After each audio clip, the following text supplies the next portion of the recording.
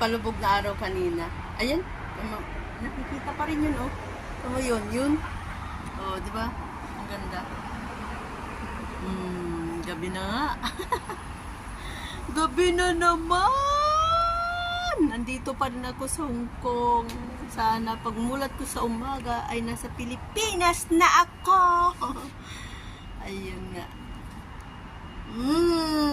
Gabi na naman. Ako'y papasok na sa aking room. Tapos na kasi ako. Nandito lang ako sa terrace lagi kasi para nakaka-relax ba dito. Lalo't wala akong kasama.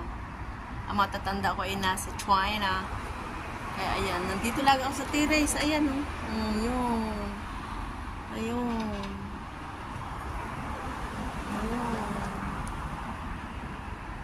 Tara na.